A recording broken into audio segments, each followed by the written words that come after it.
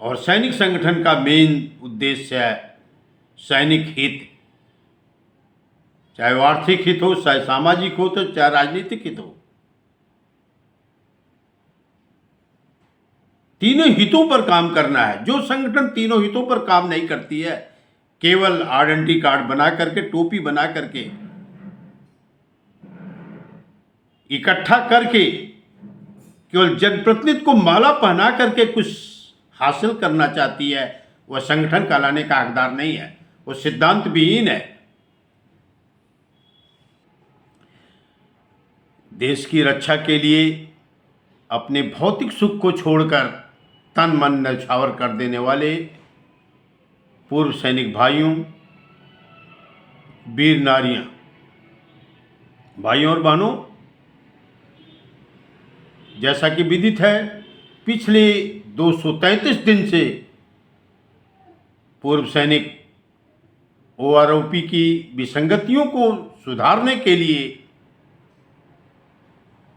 तरह तरह का कोशिश कर रहे हैं। जंतर मंतर पर धरना भी चल रहा है।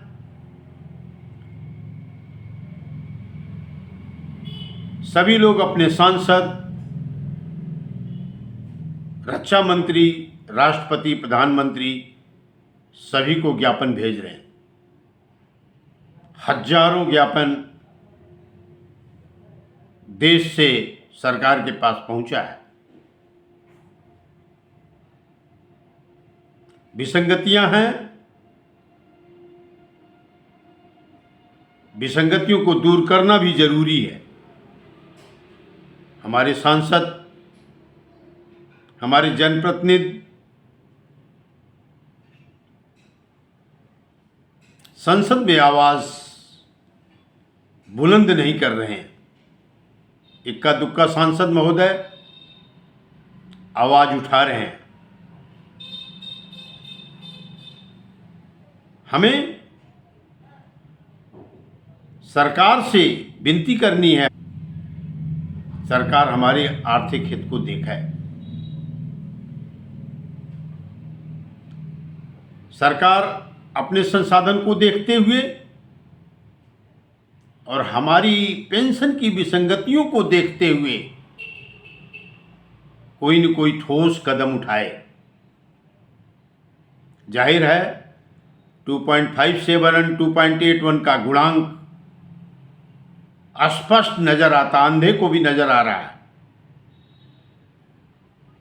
कहावत है, अंधा हुआ नहीं है जिसकी आंखें फूटी हैं, अंधा हुआ है जो अपनी बुराइयां छुपाता है।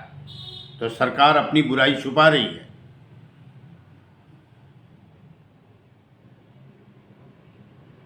हम सभी को सरकार के ऊपर भरोसा है, विश्वास है कि सरकार इसको दूर करेगी, लेकिन कब दूर करेगी? अब विश्वास धीरे धीरे टूट रहा है। भाइयों और बहनों, आप सब कई सैकड़ों संस्थाएं बनाया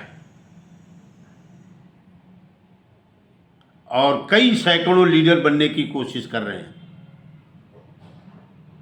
लेकिन गांधी जी का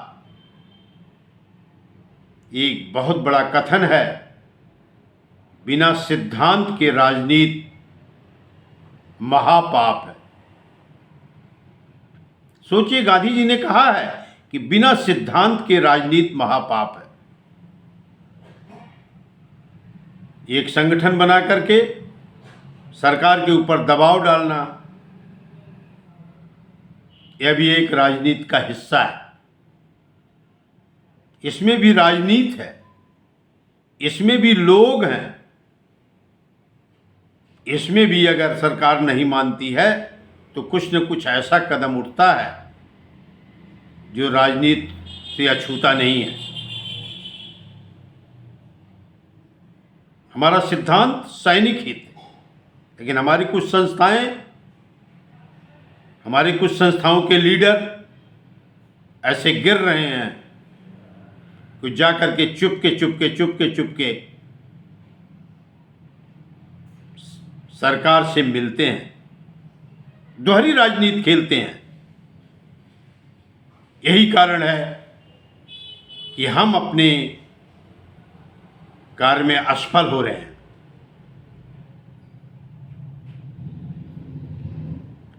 आप देखिए, हर आदमी चाह रहा है कि मैं एक संगठन बना लूं और संगठन का नेता बन जाऊं। बड़ा कठिन काम है, क्योंकि संस्था हमेशा एक उद्देश्य के लिए काम करती है। उसका एक उद्देश्य होता है, उसका एक सदन होता है, उसका एक सिद्धांत होता है। और सैनिक संगठन का मेन उद्देश्य है सैनिक हित, चाहे वो आर्थिक हित हो, चाहे सामाजिक हो, तो चाहे राजनीतिक हित हो। तीनों हितों पर काम करना है। जो संगठन तीनों हितों पर काम नहीं करती है, केवल आइडेंटिटी कार्ड बना करके, टोपी बना करके,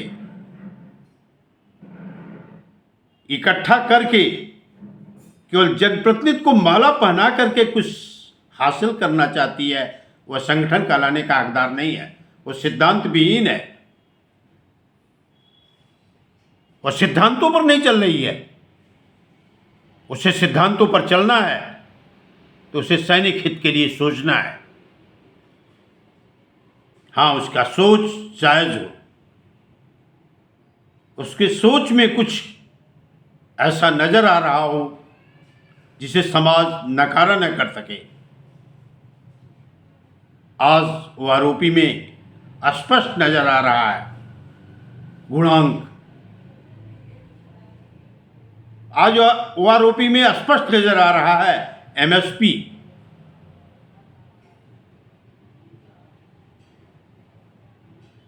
ये दोनों बहुत ही स्पष्ट सरकार को दिख रहे हैं,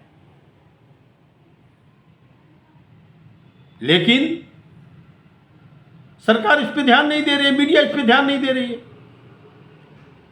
उसमें कमी किसकी है? उसमें हमारी कमी है, हमारी एकता नहीं है। हमारे कुछ सैनिक सोचते होंगे कि जब बढ़ेगी तो सबकी बढ़ेगी। भगत सिंह की फांसी हुई,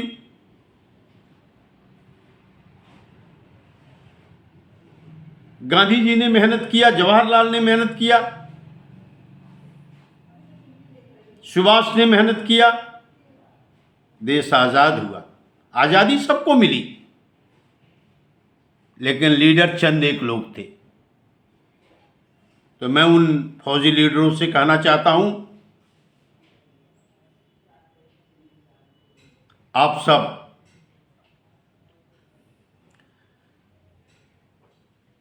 अपने को सकारात्मक सोचें, आप सब एक एकता बनावें, आप सब एक दूसरे की बुराई करने के लिए न जुटें। अगर आप सब एक दूसरे की बुराई करेंगे तो सरकार समझेगी कि इनमें एकता नहीं है, हम इनको कुछ नहीं देंगे। जब वो समझेगी कि इनमें एकता है,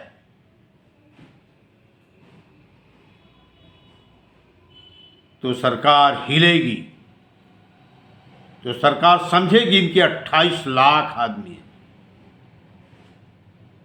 एक घर में 4 वोटर होते हैं, तब भी इनके 1.5 करोड़ वोट हैं। ये वोट पर चोट मारेंगे और हमारी सरकार का नुकसान करेंगे। दोस्तों, राजनीतिक पार्टियां केवल हिलती हैं तो उस पर हिलती हैं कि जब उनका राजनीतिक अनहित होने लगता है। राजनीति बहुत ही अच्छी चीज है और बहुत ही बुरी चीज है। समाज का सबसे उत्कृष्ट आदमी, समाज का सबसे बढ़िया आदमी राजनीति में आता है अगर वो सकारात्मक काम करता है। तो समाज के हर वर्ग को अपना हित का सोचने का अधिकार है। एक सैनिक का हित एक विशेष दर्जा इसलिए रखता है कि वो अपनी जवानी देश को कुर्बान करता है। मैं सभी संगठनों के मुखिया से विनती करूंगा वो सब एक होने की कोशिश करें। जो भी फौजी भाई हमारा बीजेपी से जुड़ा हुआ है, सरकार के संगठन से जुड़ा हुआ है, सरकार को सपोर्ट कर रहा है, सरकार का एक सैनिक विंग के रूप में काम कर रहा है, वो सरकार पे दबाव डाले, वो सरकार को बोले कि हमें एक चीज चाहिए। वह क्या है कि वो आरोपी की विसंगतियों को आप दूर कीजिए, हम आपकी दोबारा सरकार बनवाएंगे। ऐसा कहने में अगर नकारा होता है वो, तो इसका मतलब वो पूर्व सैनिक का साथ नहीं दे रहा है।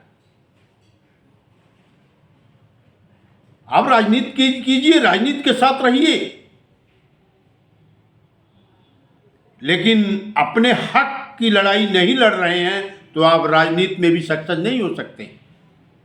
राजनीतिक आदमी समझेगा कि अपने हक की लड़ाई नहीं लड़ सकता, ये पार्टी के लिए भी कुछ नहीं करेगा, ये केवल हमको माला पहनाने के लिए खड़ा हुआ है। मैं सभी पूर्व सैनिक से विनती करूंगा कि आप लोग एक होइए, एकजुट होइए, अपने कस्बे में एकजुट होइए, अपने जिले में एकजुट होइए और ललकारिए कि मैं गलत नहीं मांग रहा हूं, मैं सही मांग रहा हूं और देश इस टाइम देने के लिए सक्षम है। तो हमारी विसंगतियां दूर कीजिए, अगर जायज है तो हमें अवश्य वो आर्थिक लाभ दीजिए। इन्हीं शब्दों के साथ मैं अपनी वाणी को विश्राम देता हूं और आशा करता हूं कि यह हमारी आवाज़ जन जन तक जाएगी। जय हिंद। आईसी तिवारी, पूर्व सैनिक, प्रयागराज।